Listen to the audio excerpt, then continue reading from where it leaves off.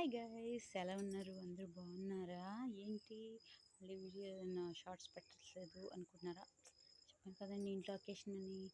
So అకేషన్కి సంబంధించి మీకు proofs చూపిద్దామని చేశాను.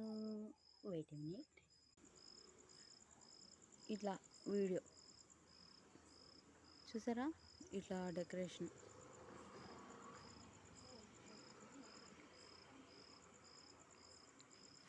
ఇలా చేయించుకున్నాం. ఇది పందిరి వేసాం. పందిరి అంటేనే అర్థమైంది కదా అకేషన్ ఏంటో. సో నేను చెప్తాను. అంటే ఈ